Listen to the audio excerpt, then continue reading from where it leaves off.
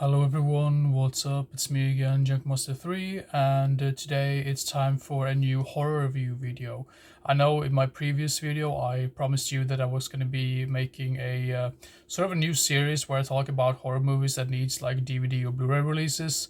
I'll try to make those videos as soon as possible as well, but as for now I am going to prioritize this specific review video because I quite recently watched this film, and I mean that's really the best way to do whenever you make review videos in general.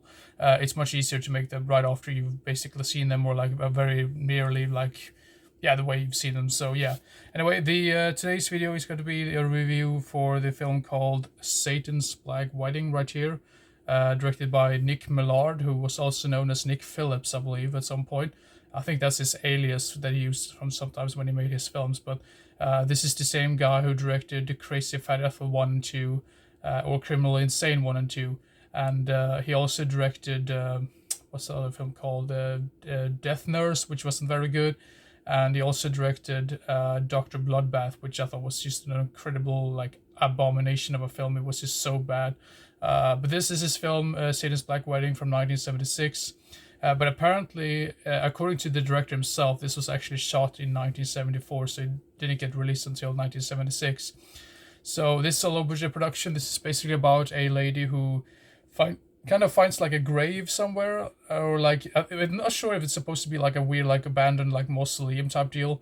And this priest wakes up. I think he's supposed to be a priest, but then it turns out he's actually a vampire, and he's actually turned the tables that he's no longer a priest of Christianity. He's more of a priest of Satanism, you could say. So he sort of like flipped the coin on that one.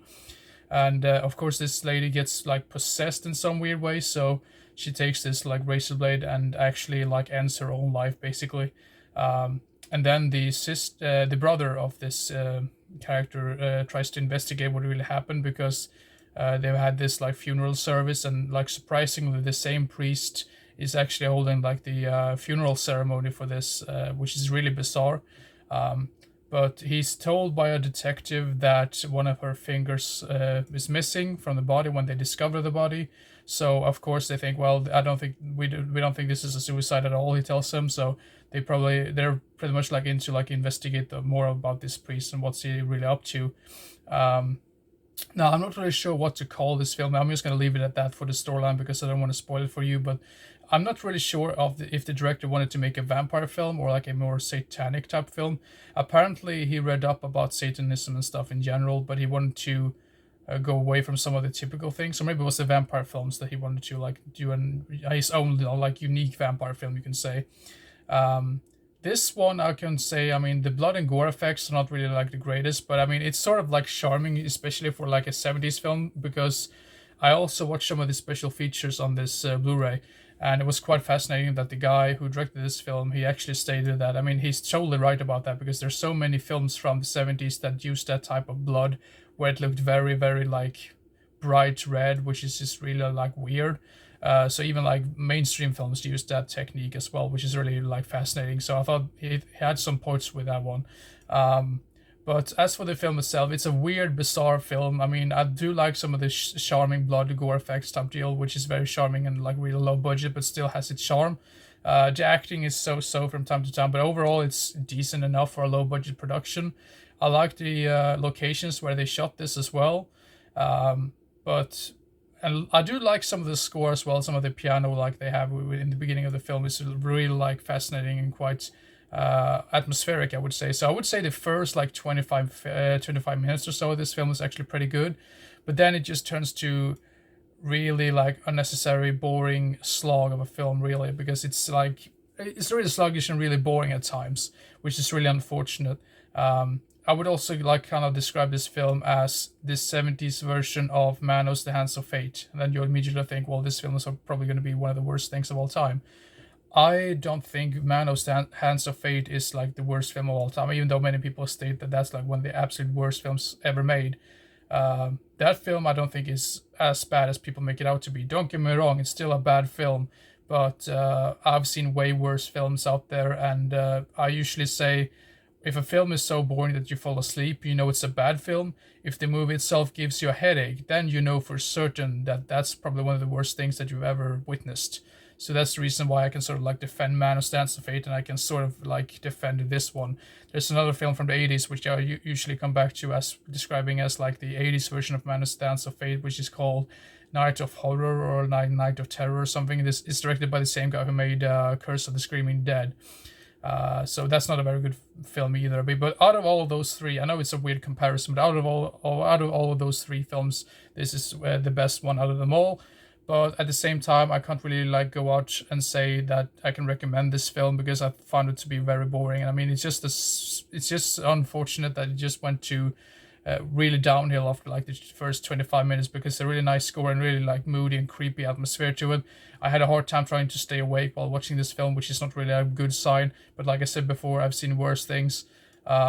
What else can I say about that? Like the music is good, the locations are good. I mean, some of the editing is a little bit weird at times. It almost feels like the scene was supposed to go on a little bit longer, because I mean, a part of the music just absolutely just stops right away when then you just cut to another scene. It just felt like some other scene was probably there and then it was cut for some weird reason, which is really interesting to me. Like, what was that was actually cut? If they ever made another scene of that, so that's really weird. And apparently, according to the director himself, he had more trouble with releasing this film than his previous film, Criminally Insane. Even though the main character in that one just slaughters people like inside of this house. I have a feeling that he had more trouble with this one just because, you know, of the whole subject matter with like the priest and the satanic stuff in general like that. So maybe that's the reason why it had a little bit more tougher release date or whatever. Like it's much more difficult to release a film like this in the 70s, I bet. So, but anyway, as for the film itself, I can sadly not recommend this. I am only gonna give this a 4 out of 10, unfortunately. If I rewatch this in the near future, I might enjoy it much more. That's sometimes that actually happens to me, that when I watch the film, like, oh, I don't care too much about it like the first time around, but then I maybe see potential and say, well, I need to rewatch it, and then I might enjoy it. And very many times that's actually the case. So that could be the case with this one. But as of now, I'm only going to give this a 4 out of 10. If you want to watch another film by the same director, you should watch Criminal Insane, which I would say is his best film. And I think that's also the film that had like the biggest budget that he had to work with.